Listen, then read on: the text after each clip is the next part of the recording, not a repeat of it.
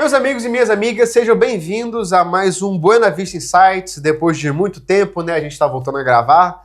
Sempre aquela rotina, mas uma vez por mês a gente está aqui marcando presença. Meu nome é Gabriel Boente, sou do time da Buena Vista e hoje eu estou com ele, nosso CEO e CIO, Renato Nobre. Como é que você tá, Renatão? Bom demais, clima de Copa do Mundo, apesar de você estar me tirando, perfeito. Eu assisti meu jogo da França e Senegal, tá valendo, vambora. Exatamente, neste exato momento está passando França e Senegal e tomara que tenha mais uma zebra, né? Porque a Copa tá cheia de zebras. Estamos torcendo. Favoritismo Espanha. O Brasil não tá ajudando em absolutamente nada. O Brasil não ajuda. Mas a gente vai torcer. Acho que em nenhum momento o Brasil tá ajudando a gente, né? Já foi o tempo. Tá difícil, tá difícil. Pessoal, novamente, o Buena Vista Insights é o podcast aqui da casa, onde a gente, o gestor e todos nós passamos a visão da casa para vocês. O que a gente está olhando para fora, o que a gente olha daqui para frente, cenários de mercado. Então aqui é muito mais uma aula, é a Buena Vista trazendo esse conteúdo para vocês e, claro, umas reflexões bem legais sobre o mercado. A ideia do vídeo hoje é falar sobre o nosso último lançamento, nosso último ETF. Ficamos um tempinho, né? O mercado todo ficou um tempo sem lançar novos ETFs, mas agora veio toda uma enxurrada, não só a gente, como várias gestoras. Nosso último lançamento é bem interessante, bem diferente, então por isso que é bom a gente conversar um pouquinho mais sobre ele. Mas antes, na virada do mês, de maio para junho, teve algo bem bacana, bem especial aí que a Buena Vista tava, que foi o ETF Experience.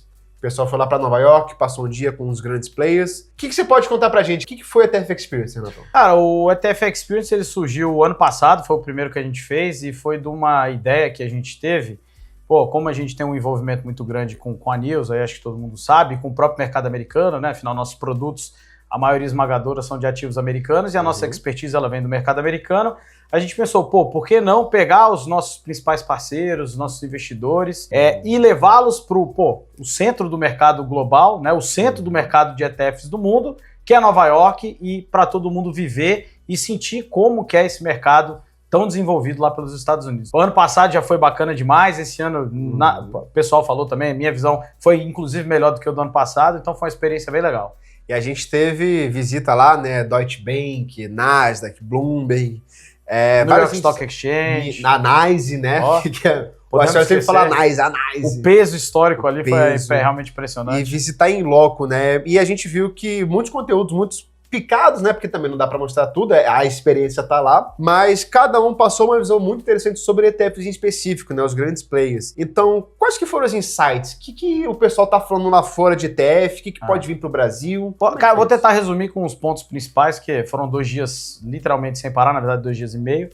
E acho que a essência é, o ETF ele vem como um veículo para resolver alguma dor, alguma carência do mercado financeiro. Esse é o ponto número 1.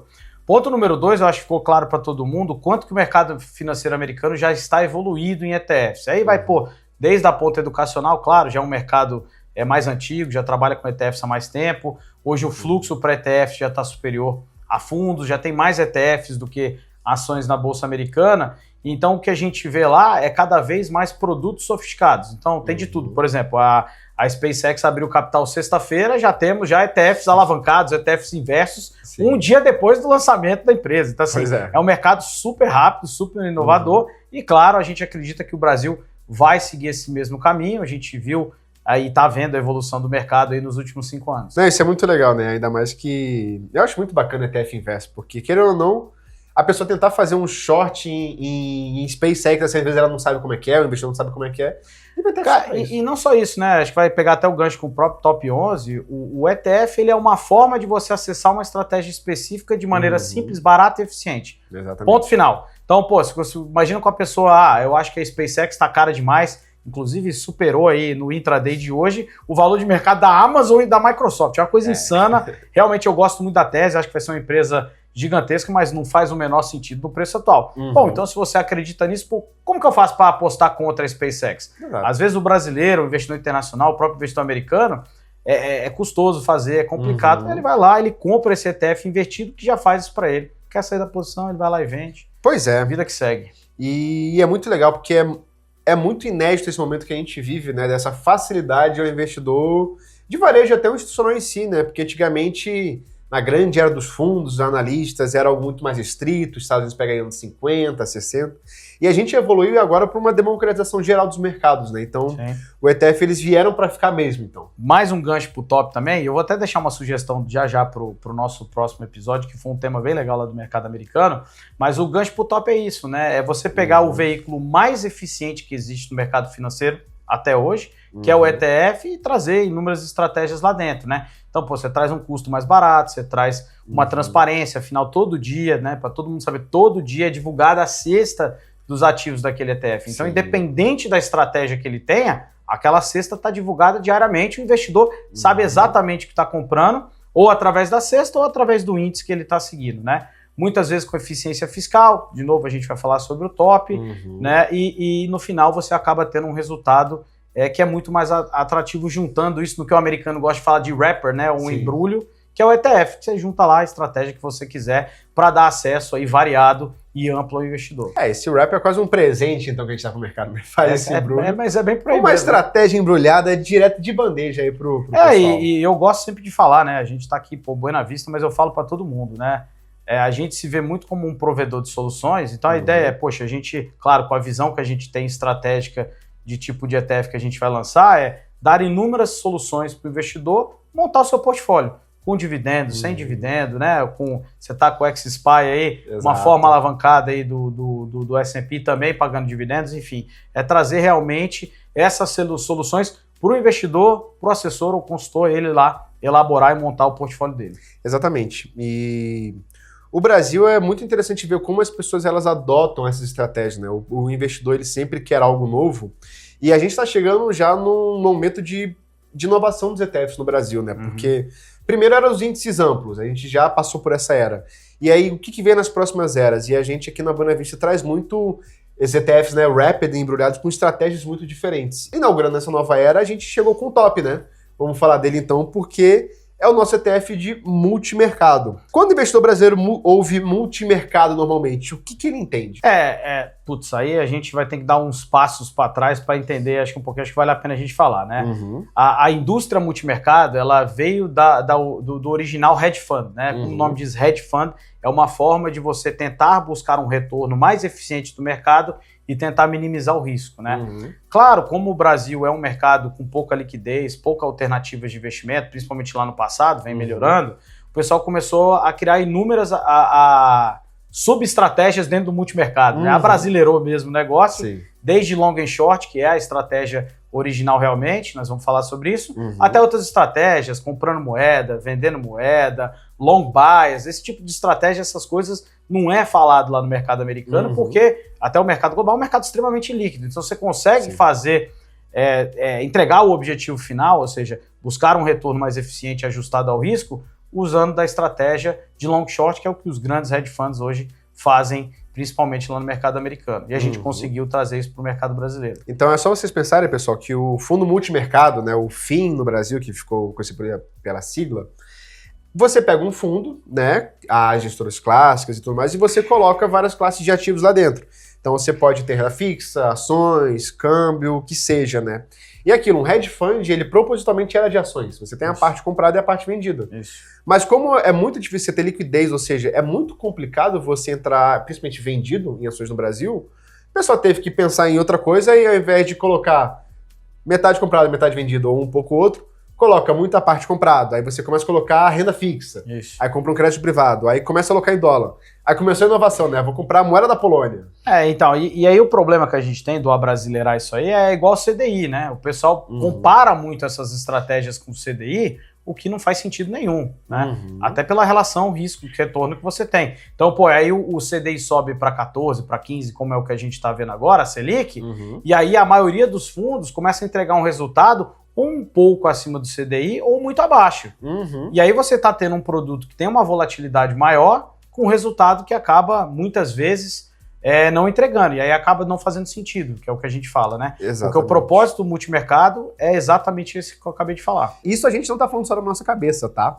A gente tem os dados aqui do IHFA, que é o Índice de Hedge Fund da Ambima, que é a associação mais prestigiada aí do mercado financeiro. Que é o índice oficial, que o pessoal mede a eficiência dos hedge funds. Multimercados, dos hedge funds brasileiros. E pegam todos, que é bem pulverizado, a maior participação tem 2%. E assim, desde a criação da HFA, ele realmente tem uma performance legal acima do CDI, mas um pouco. Ele foi criado em 2008 e desde então ele rendeu 489%, contra 430 do CDI e 166 do IPCA. Mas se a gente pega nos últimos 12 meses, ele ficou abaixo do CDI. 14,34 contra 14,92 do CDI. E em 2 anos ele também está abaixo. Então a gente vê que nesses últimos anos, o IHFA ele realmente está sofrendo um pouco. Isso tem muito a ver também com a estrutura de multimercado no Brasil. Porque se você parar para ver, existem hoje, só de multimercados, 11.423 fundos listados. É muito mais do que Estados Unidos. Sim. Tem mais hedge funds no Brasil do que nos Estados Unidos. Em quantidade, de fato. Em quantidade. E para vocês terem uma ideia, de 2015 até 2026, né, entre março de 2015 e março de 2026, a gente teve uma saída aí de 300 bilhões de reais líquido, né, dessa indústria. E continua piorando, E continua piorando. Assim, é um mercado de 1,5 trilhão de reais, é Sim. muito dinheiro, mas continua tomando resgate, continua tendo menos... Uma pausa aí, é tanto dinheiro que você pegar esse comparativo de 1,5 trilhão, a indústria de ETFs bateu 122 bi ainda, né? Exatamente. Que é uma indústria que você pode ter inúmeras estratégias, né? Exatamente. Só a título de comparação. É só 10% da indústria de fundos multimercado, além de contar fundo de ação, fundo de renda fixa. Então a gente vê que é um momento muito complicado e também não é da gente, não é uma percepção Buena Vista.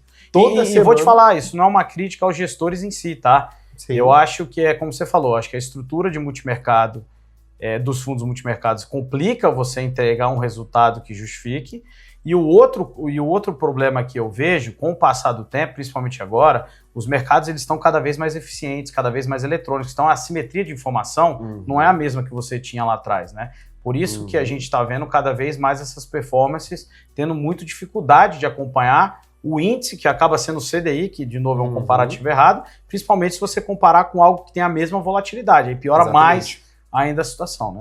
Então, e assim, o algo trade, né? Você colocar robô para tradar, não é só o cara que vende curso falar robô trader. Os principais market makers do mundo, ou seja, aquela pessoa que compra e vende para dar liquidez no mercado, eles operam tudo hoje via algoritmo, hoje via IA. Então, quando você quer competir com a simetria de informação, que antigamente podia ter uma ação R$10 descontada, R$20, hoje já passa o robôzinho e já leva pro preço. E acho que pega um pouco do porquê que a gente trouxe o produto, e a gente vai detalhar ele bastante.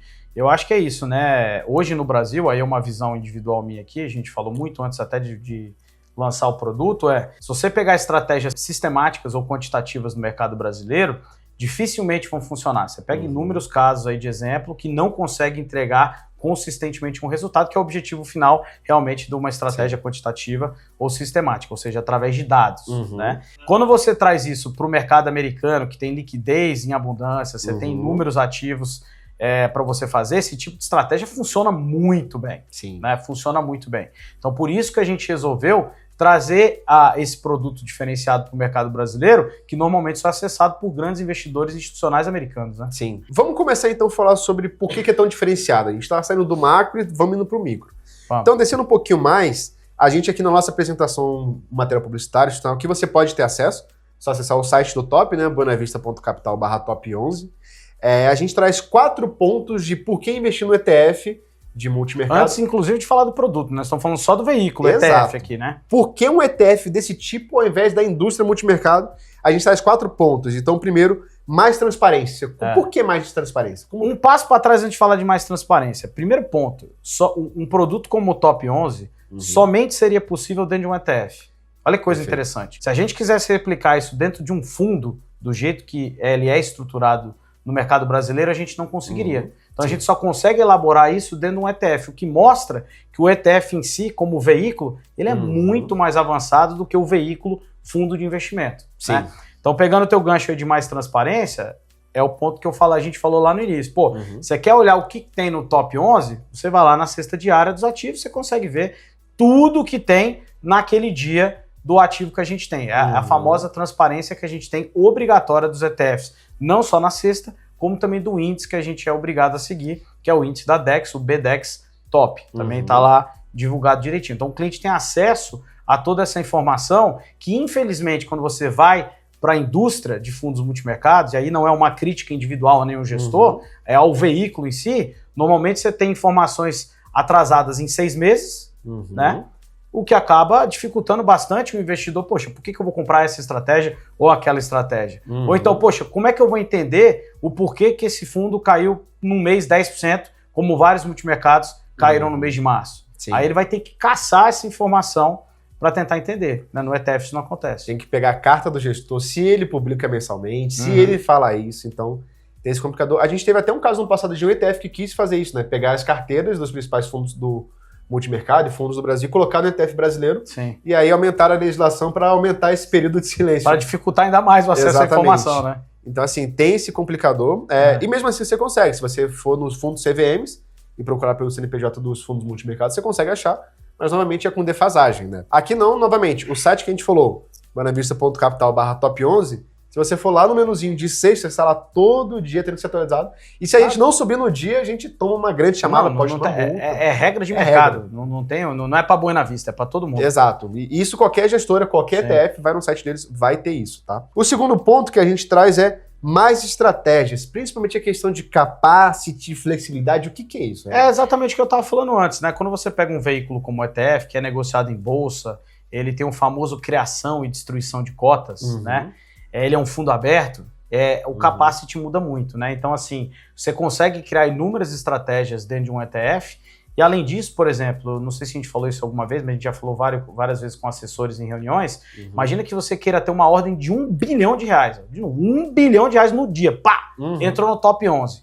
O que isso vai impactar na rentabilidade do ETF? Absolutamente nada, né? Porque ele é montado com essa finalidade, tem essa liquidez suficiente para receber esse aporte, ou a destruição, também é um resgate de R$1 bilhão, né? Quando você vai para um fundo, e de novo a gente está falando de veículo aqui, a gente não está comparando estratégia A ou B. Se você vai botar R$1 bilhão em um fundo de investimento num dia, a probabilidade de ter um problema sério de alocar esse 1 bilhão é gigantesca. Sim. Então é muito por aí. Você consegue criar inúmeras estruturas, como por exemplo, pagamento de dividendos. Né? Você consegue fazer isso no ETF, você não consegue fazer isso num fundo multimercado, por exemplo. Inclusive, a gente vê até muito fundo que investe em small caps ou ativos menos líquidos, que tem muito esse problema, né? Sim. Aí fecha para captação. Ele fecha, ele bate um certo. Então, se você quiser colocar 1 bilhão, às vezes ele pode fechar no meio e já era. Você não consegue colocar. O ETF não. Vai vir um episódio específico só sobre liquidez de ETF, um post, acompanha a gente em redes sociais. A gente precisa falar disso, tem muita dúvida de...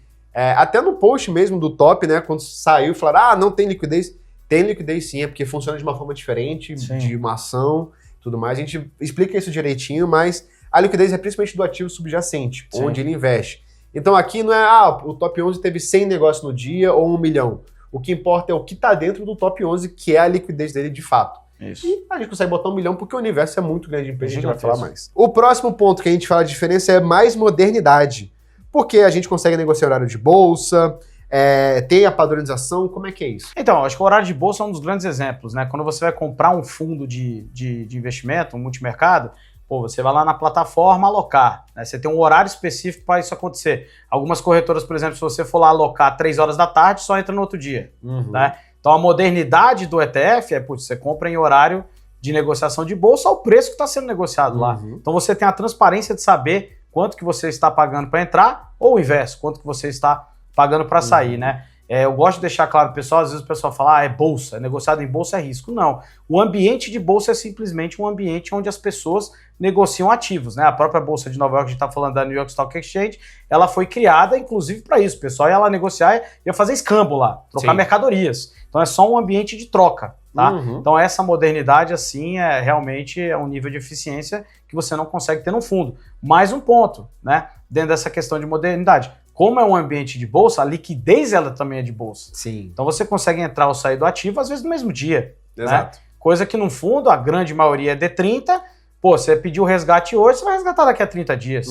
Né? Então não dá para comparar esses dois veículos de fato. Essa questão de horário é só vocês imaginarem como se a bolsa fosse uma feira que dura o dia inteiro, né? É exatamente isso. E alguns ambientes assim específicos, às vezes é uma padaria que abre de manhã. E vou contar uma curiosidade que eu aprendi nos Estados Unidos, essa eu não sabia. Olha aí. O porquê que a bolsa americana fecha 4 horas da tarde do horário de lá. Eu sempre me pergunto, por que a bolsa americana fecha 4 da tarde? Quando a bolsa foi criada, né, mais de 100 anos atrás, no inverno anoitece, no inverno mesmo anoitece muito cedo. Entendi. Normalmente 4 horas da tarde. E aí você não tinha luz, você não tinha lâmpada. Muito irado, sim. Então eles fechavam a bolsa 4 da tarde porque ficava escuro. Olha a coisa Pô, isso interessante. é muito irado. É um ambiente de negociação, de novo, né? Exatamente. Isso também vale muito do ambiente de negociação para alguns multimercados, porque o multimercado é uma gestora que disponibiliza o produto numa plataforma. Sim. E a plataforma cobra para colocar lá. Sim. Então, às vezes, uma gestora, o fundo dela está em uma corretora e não está em outra. O ETF está aberto para qualquer lugar que você queira comprar Tá ou na vender. bolsa. Bolsa é bolsa.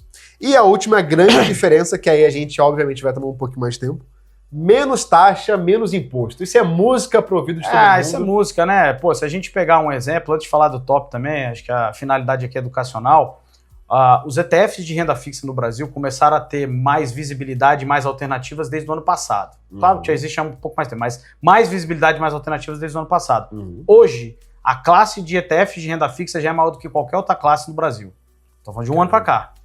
E justamente porque ele traz uma eficiência fiscal muito grande e de custo, quando comparado, por exemplo, ao Tesouro, o indivíduo ir lá e comprar diretamente. Perceba que a gente não está querendo falar a gente é melhor que os outros gestores, jamais. A gente está aqui para dar uma alternativa. Exato. E o ETF como veículo é assim muito superior, não dá para comparar. Então pegando esse ponto, né, a gente está falando de menos custo, né? Poxa, você vai para um fundo, é normal um fundo ter taxas maiores, ele tem taxa de 2%, a maioria, né?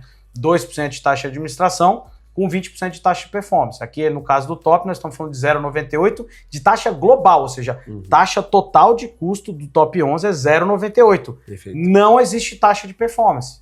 E a taxa de performance tem uma tendência de comer parte da rentabilidade do produto. Então, quando você fala em termos de custo, de maneira geral, é muito mais barato. Se não tem performance, no mínimo a nossa taxa é metade do padrão.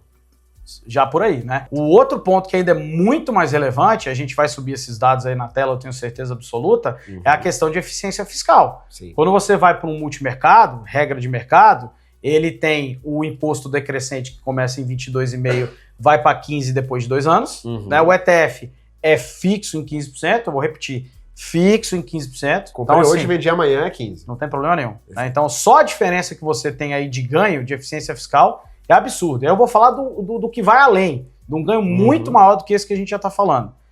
O Come Cotas. Né? O Come Cotas é um imposto que o governo antecipa cada semestre do investidor. Ele vai lá, como o nome diz, ele come parte da cota dos investidores que estão posicionados no multimercado, 2 vezes no ano. Tá? E ele faz isso em 15%. E tem uma questão também do 15%, que é o seguinte: é sobre a cota, não é sobre o valor total que você tem. Então, se você tem 1.000 cotas... Ele vai diminuir o número de cotas. O número de cotas, que é muito complicado. Acaba que no longuíssimo prazo. Já que a gente já está falando isso, subindo aqui para vocês darem uma olhada, a gente fez um comparativo que ele é muito legal. Ele é muito legal. Só para mostrar a eficiência de não ter come cota no ETF, né? Porque no top 11 ele não tem come cota, né? Isso quer dizer que você vai ter o que o pessoal gosta de falar de os ganhos compostos. Ao longo do tempo, aquele dinheiro que você deixou de tributar, ele está dentro e ele vai tendo mais rentabilidade. Se a gente pegar o nosso ETF com a mesma rentabilidade de um fundo, ou seja, tudo igual, não estamos comparando produto, e a mesma taxa, que a gente já viu que é diferente, que é mais barata, de novo, a mesma taxa, a gente fez isso desde 2007, se eu não me engano, desde 2008. Sim, qual desde foi o dado 2008. aí? Desde 2008. Tá subindo aí. Desde 2008, tá. Então, desde 2008, ou seja, tem muito tempo aí para ser apurado. Em média, a diferença do come cota para não ter come cota são 2/3 do capital do investidor. Vou repetir. Sim. 2/3 do capital do investidor vai somente para o come cota. Então, assim, a diferença ela é realmente absurda em termos de eficiência. Exatamente. Só com come cota. Sem pegar taxa de administração, sem pegar taxa de performance, só come cotas. Para vocês verem que imposto realmente é muito agressivo, come cotas 2 vezes ao ano. No retorno composto, se a gente fala de longo prazo, é o composto. O composto ele é destruído, isso com a mesma estratégia, né? Tá, E só vai aumentando nessa diferença ao longo dos anos. E por falar em mesma estratégia, acho que já está na hora da gente contar então como é que funciona o nosso índice, a nossa estratégia, que é o BDEX Top. Isso, para todo mundo entender, todo ETF no Brasil, primeiro estrutura-se o índice, ou seja, qual que é a estratégia dentro do índice, e depois o ETF vai literalmente replicar o que tem dentro daquele índice. Então ele é um long short clássico, né, como a gente falou no início aqui da nossa gravação, então a gente busca empresas compradas e empresas vendidas, onde nesse combo a gente vai entregar um retorno maior do que o mercado, esse é o objetivo, tá? Então a gente quer entregar um retorno superior ao do S&P 500, né?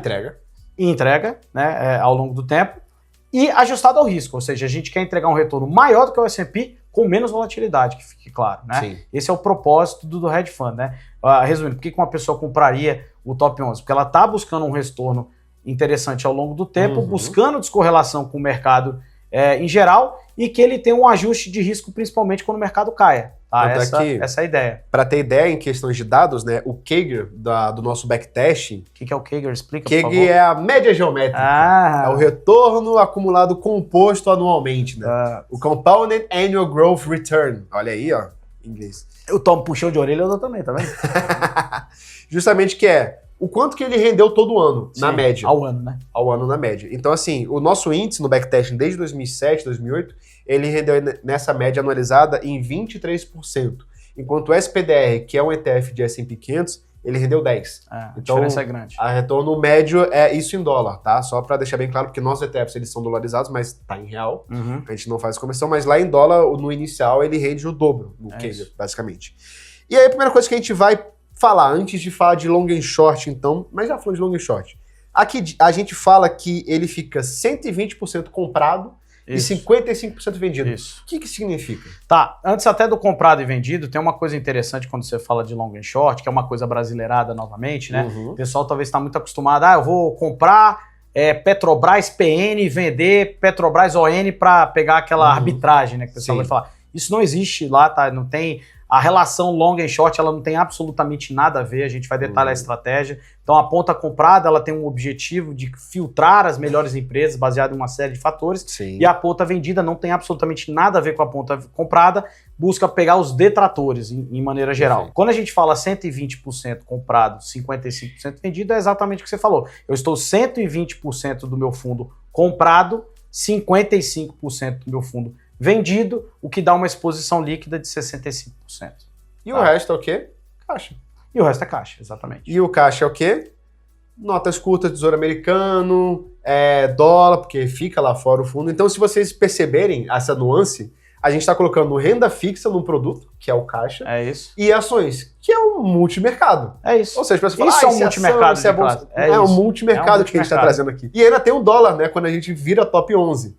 Ou seja, você ainda tem essa questão da diferença das moedas, ele está dolarizado, e você ainda tem as ações. Então, é um multi... E ainda outra estratégia que a gente vai falar no finalzinho, né?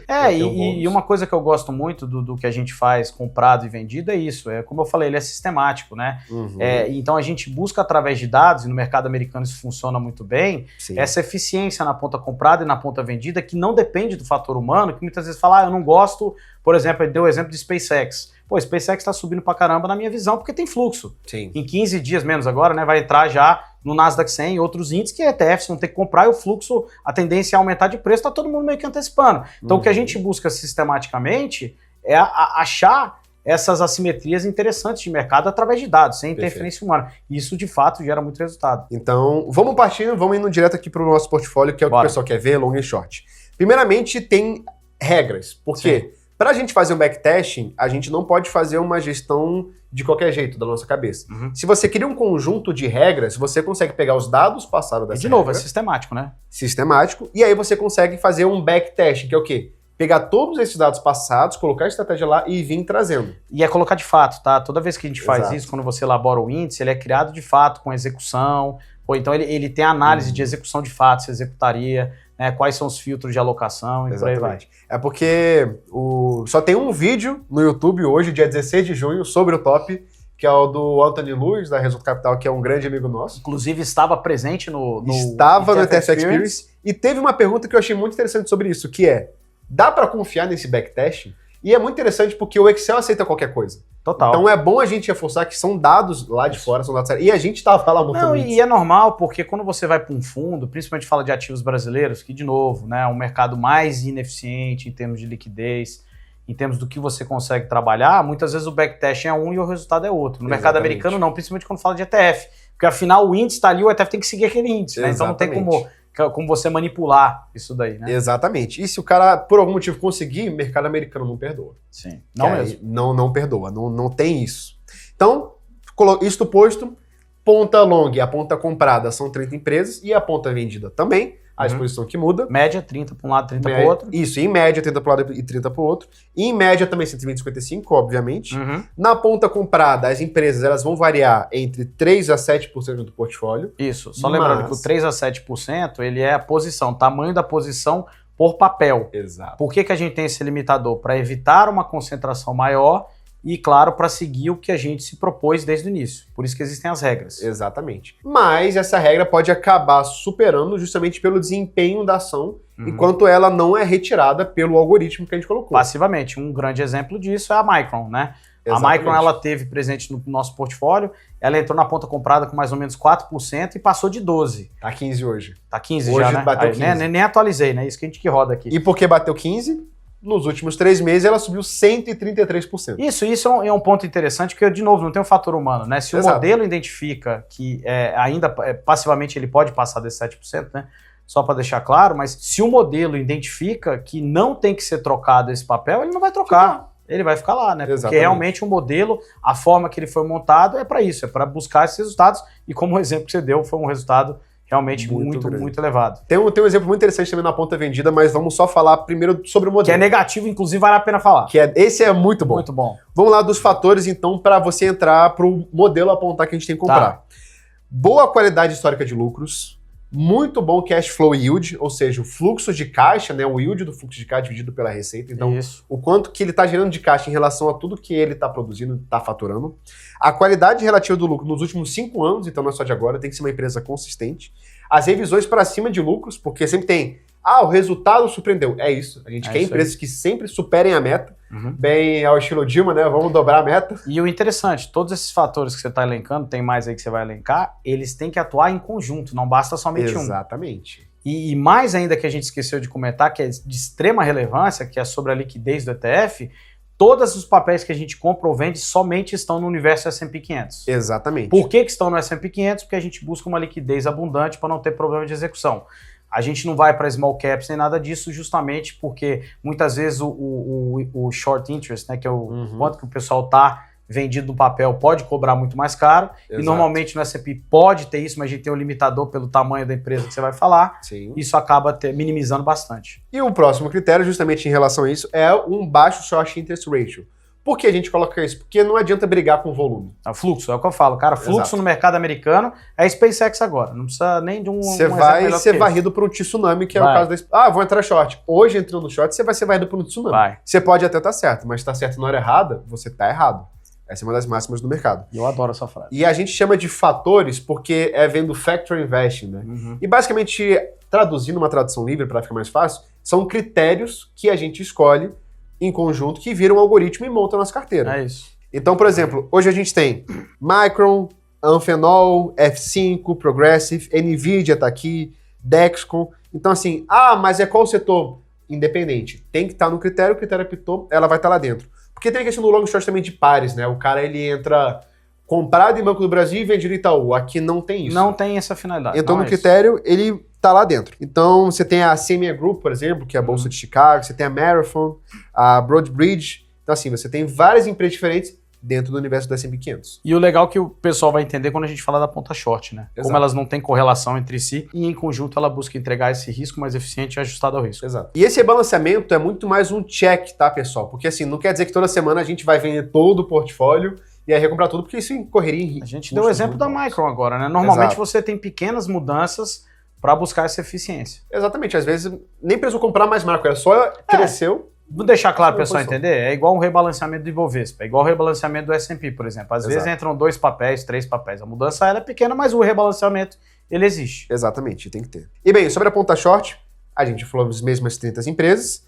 O tamanho médio, mais ou menos, dela vai de 1,5% a 3%. E os fatores de elegibilidade são os mesmos, só que ao contrário. Então, piores qualidades históricas de lucro, pior cash flow yield, pior qualidade relativa nos últimos 5 anos, piores divisões de lucro. Grande short interest ratio, então você pega, por exemplo, a Ambipar na época, que no Brasil, quando estourou aquilo tudo, estava muito alto, é um ponto. O problema é que ficou todo ruim também, provavelmente não entraria, né? Sim.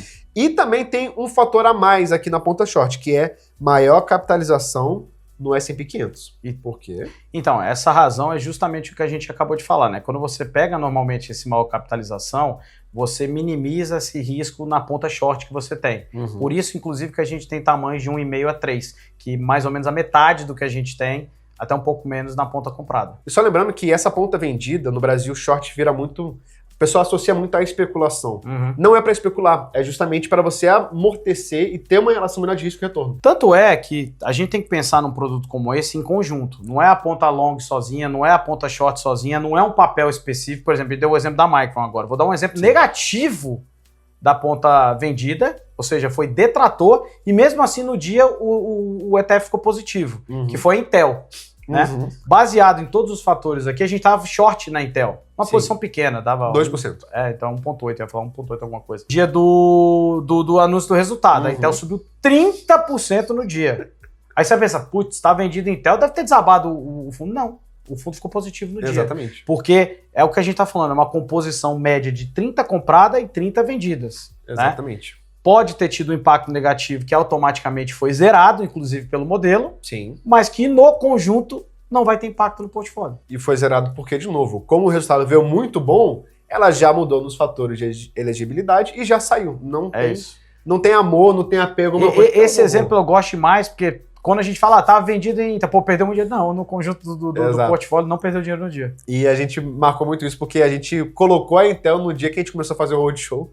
No dia seguinte começou o roadshow. E todo mundo perguntava, foi legal. E foi até bom, porque justamente a gente tem a explicação, que é muito interessante. Então, e é isso, o rebalanceamento ele existe para essa forma. E seguindo um pouquinho agora, a gente vai trazer algumas comparações com os índices brasileiros. E a gente, na nossa apresentação, compara principalmente com o CDI e com o IHFA, que é o índice, o índice de hedge funds, e um pouquinho com a inflação. Por que a gente não colocou aqui, não tá usando o S&P? Por que contra o CDI? Então, na verdade, o CDI é o parâmetro do brasileiro, né? De novo, a casa tem como benchmark o S&P. Ponto. Então esse é o nosso objetivo. A gente mostrou com o CDI porque é o que o pessoal, todo mundo olha. Então só para ter um título de horizonte. O que eu mais gosto desse gráfico aí, dessa tabela aí que o pessoal tá vendo, é a descorrelação com o CDI, tá? Esse produto ele é fantástico como descorrelação, porque ele é um multimercado de fato, ele é um hedge fund de fato, e ele tem uma correlação praticamente zero, é 0,06, se eu não me engano, com o CDI. Então é zero de correlação. Sim. O que significa que independe do movimento de juros brasileiro. Exato. Ou seja, a tendência é ele ter uma performance descorrelacionado com toda a indústria de hedge funds. Se a gente for para outra tela que vai ter a regressão, né? Sim. É bem legal, que ele mostra a disparidade do top 11 versus a indústria de hedge funds brasileira meio que em conjunto, né? Tudo junto. Exatamente. Então, isso que é muito legal para montar portfólio, isso que é legal quando eu falo que a gente é um provedor de solução. Então a gente está trazendo um produto descorrelacionado para ajudar aí na alocação de todo mundo. Só para vocês terem uma noção, essa correlação de 0,06 é porque a correlação vai de -1 até 1. Boa. Você vai andar igualzinho, -1 você vai andar ao contrário. Então 0 você anda quase que aleatório. É isso. Então, -1 ideal não necessariamente. A correlação é algo que você monta no seu portfólio, né? É aquilo que a gente fala como veículo. Uma correlação 0, você vai muito aleatório. Isso é bem legal porque mostra que a gente quer entregar um retorno independente do CDI. Então o CDI pode estar 14, pode estar 8, pode estar 9, não vai mudar o objetivo de entrega do top 11. Exatamente. E outro ponto também que vocês estão olhando aí na tela, que a gente fez esse backtesting de janeiro de 2008 até maio de 2025, que é quando acabam os nossos dados. 2/3 do tempo, ou seja, 2/3 desses 209 períodos, a gente estava positivo em relação ao CDI. Ou seja, em 2/3 do tempo, de 209 meses, 133 a gente bateu, ficou positivo, teve um spread acima do CDI. Ou seja, não tem muito susto. Muita gente pode falar, mas é porque vocês colocaram em real, tem que ser em dólar.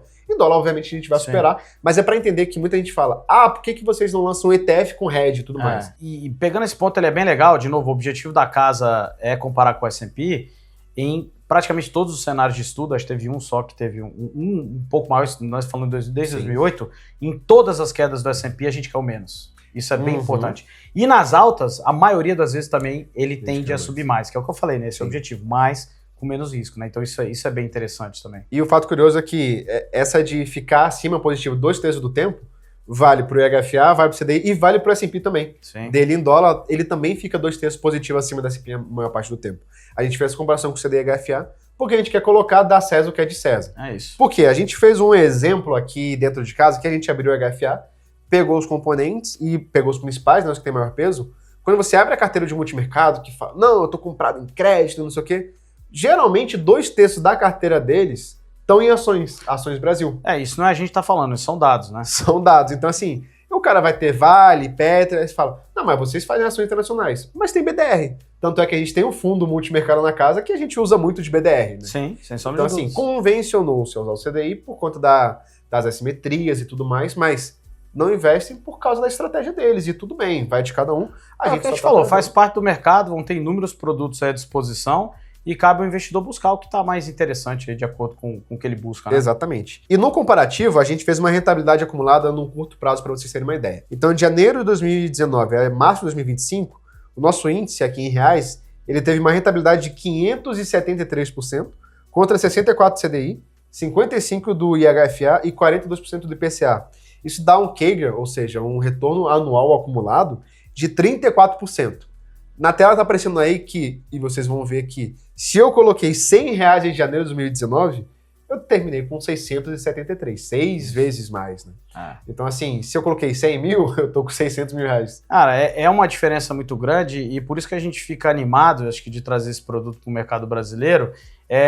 O nível de descorrelação com os produtos já existentes, e outro, a gente realmente consegue trazer um produto que busca entregar e entrega acima do benchmark com um controle de risco interessante. E assim, até agora a gente só falou do índice. Então vamos falar do top 11, porque a gente falou que o primeiro objetivo do top do índice é gerar acumulação, é gerar um retorno e performar muito bem em relação aos nossos índices, que a gente deu uma olhada aqui, em relação ao mercado, mas tem um segundo objetivo. Tem um plus. Uma cerejinha a mais, não é que vai afetar a estratégia. Eu vi muita gente falando, isso é muito ruim, afeta. Não. É algo a mais. O que a gente fez? Eu falo como um plus, o pessoal em breve vai entender porque que eu falo como um plus, com algo a mais, né? Mas o que a gente fez? Poxa, como o ETF, o veículo, é algo tão inovador e você consegue construir várias estratégias dentro de um ETF, a gente falou, cara, por que não? A gente já tem um produto que entrega um baita resultado. De novo, falar pela milésima vez aqui no nosso vídeo, o objetivo principal é retorno em primeiro lugar, ou seja, ele é um produto de acumulação, ele é um multimercado de acumulação, mas por que não, já que a gente é uma casa reconhecida por dividendos, pagar também um dividendo mensal para o investidor, sem que isso afete diretamente o ETF, né? Por que eu falo isso? Quando a gente faz o cover call, como eu falei, a finalidade número 1 é o pagamento do dividendo, e em 2, acompanhar aquele índice em questão, né? A cesta de ativos comprado. Naturalmente vai diminuir a volatilidade do um S&P puro, né, como eu falei.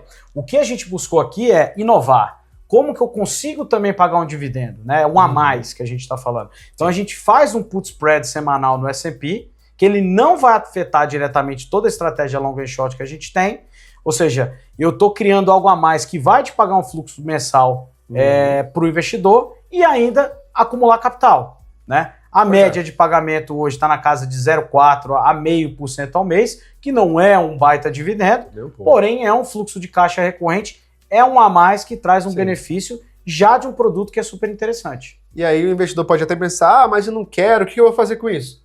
Investe, compra um sorvete. De novo, ele não faz parte da estratégia original long and short, ele é algo a mais. Exato. Se alguém perguntar, poxa, qual seria o risco então? Se você está fazendo uma estratégia de put spread semanal no S&P, tem um risco. De fato, tem. Por que a gente só paga 0,4% a 0,5% ao mês? Porque a gente não quer ter um risco que pode impactar negativamente o portfólio. Então, o risco é, dentro daquela janela semanal, se o S&P cair mais de 10% naquela semana, ele vai ter uma rentabilidadezinha negativa, porém ele volta naturalmente porque a posição está montada do mesmo jeito. Então, de novo, é algo a mais. É um produto de acumulação que, além de acumular, ele vai te pagar um fluxo de caixa mensal também. Exatamente. E sobre a put spread, é basicamente uma operação com puts de opções, né? A gente não vai entrar muito em detalhe aqui agora, porque até quem opera com opções às vezes acaba não entendendo a opção, então... E não tem tempo, já estamos falando de muito aqui. É algo a mais. É um plus a mais. É um playzinho. O legal, nós estamos falando do primeiro e único ETF multimercado do Brasil que ainda te paga um dividendo. Exatamente. Então, assim, é muito diferente. A gente vem aqui justamente para explicar, porque a gente acabou imaginando que ia dar muita confusão, então a gente está gravando justamente para entender. E não é que ele vai ser melhor ou pior que os outros. Ele é mais uma estratégia para vocês. É mais algo que a gente tenta trazer, tanto é que é muito diferente de tudo, né? Tem uma última questão dele também, que é sempre bom a gente falar para todo mundo, que a gente fala muito que nossos ETFs são dolarizados. A gente está atrelado ao dólar, né? Então, às vezes o pessoal fala, mas o coin, o Bitcoin, o coin tá pior. Primeiro, você tá vendo se o seu Bitcoin tá em reais? Já começa aí. E realmente, às vezes, o Bitcoin pode estar caindo um pouquinho, mas o dólar tá subindo muito e aí o coin fica alto. A gente usa de forma dolarizada. E tem uma coisa que é muito interessante dos nossos ETFs, que é a proteção cambial, no sentido de que, o que era melhor? Eu comprar aqui com vocês o top ou já comprar direto lá fora? E tem um ponto cambial que muita gente acaba esquecendo, que por sermos uma gestora, a gente consegue um câmbio melhor. Não tem nem comparação, né? Nós estamos falando da quarta casa decimal, Exatamente. Enquanto o investidor tem um spread que muitas vezes chega a 5%, né? Exatamente. Então ele já começa 5% negativo só na ponta do câmbio, né? Isso para enviar e depois para voltar. Então assim, a diferença cambial ela é muito grande e até estendendo um pouquinho, a gente deixa os nossos produtos dolarizados como gerenciamento de risco, de fato. Uma exposição à melhor moeda do mundo, que obviamente está em queda no último ano e meio aí mais ou menos, mas que quando o mercado, num contexto geral, ele tem um estresse, o dólar acaba sendo amortecedor também. Exatamente. Todos os nossos ETFs a gente entende como de longo prazo. A gente não pensa em um produto para especulação, para esse curtíssimo prazo, igual o pessoal fala. Então a gente entende que o dólar é uma tese para longo prazo, Sim. Essas empresas de estratégia são para longo prazo. E para isso a gente também traz o longo prazo a eficiência. A eficiência de hoje, que não ia compensar nada a gente colocar no longo prazo e botar 15% de imposto 2 vezes ao ano. Não tá nada. O que acontece? A gente traz essa eficiência cambial e tudo mais. O pessoal até pergunta, né? Vocês querem lançar ETF irlandês? A gente acaba não precisando. Porque a eficiência fiscal já está embutida, né? O UCITS, ele traz realmente esse benefício fiscal, mas no contexto dos nossos produtos, como a gente faz o pagamento de dividendo, ele é igual. Então ele não tem necessidade, né? Então, um ETF na Irlanda? Não, porque não precisa. A gente acaba não tendo que pagar esse imposto todo. É praticamente igual a isso. Os ETFs irlandeses, quando você pegar um comparativo, não é a finalidade aqui, mas só como comparação, é de trazer uma eficiência fiscal comparada ao produto puro. Como a gente já tem essa eficiência fiscal, não tem necessidade. É ser irlandês, mas com o mesmo tributo, né? Não faz sentido, né? Então, que a gente recebe muito essa pergunta, então já fica aí a resposta para o pessoal acabar entendendo. Bem, acho que a gente falou tudo sobre o top e acho que deu para dar uma pincelada geral, né? Falamos bastante, acho que o último recado que eu queria dar é isso, a finalidade número 1 é a acumulação, o dividendo é algo a mais, é um plus, ele não faz parte da estratégia original, é realmente para a gente ter um produto inovador no Brasil. Por que não ter um multimercado eficiente, descorrelacionado, dentro de um ETF e ainda por cima, pagando o fluxo de caixa mensal para o investidor? Exatamente. Então, fiquem com esse recado. Espero que vocês tenham gostado, leiam sobre o top, acessem nosso site, porque os sites de ETF são muito completos, tem muitos documentos, não só da Buena Vista, mas de qualquer gestora que vocês investem. Vocês precisam entender o que vocês estão comprando. Às vezes não é só um vídeo na internet de um influencer que está olhando só gráfico, que vai explicar tudo. Vejam a gestora, falem com a gestora. Sim. Todas as gestoras têm que responder os cotistas e o mercado como um todo. Então façam isso, que é assim que vocês vão entender que vocês estão comprando e não vão ter surpresas a mais. Jamais, né? E é o que eu falo. Quem me conhece falando em evento, eu falo isso em todo evento. Não existe o melhor, não existe o pior produto, existe o mais adequado ou o mais inadequado para cada investidor. Exatamente. Né? Então tem a Buena Vista, tem inúmeras casas de ETF fazendo um belíssimo trabalho, com produtos também que complementam aí o que a gente tem no mercado. Então, por isso que a gente vem com conteúdo educacional, para passar informação, para saber se esse está adequado ou não está adequado para o investidor. É isso. E a gente falou de influência, tá? Não é que todos são ruins, pelo amor de Deus. É para vocês procurarem informação na fonte. Claro! Exato. Tem vários que são amigos nossos, a gente adora os conteúdos, mas o legal da indústria de ETF é que todo mundo tá remando junto. A gente se conhece, todo mundo se conhece. Então é isso, pessoal. Eu espero que tenham gostado. Fiquem atentos que tá vindo bastante conteúdo aí. Estamos gravando toda hora. É isso. Um abraço a todos. Valeu!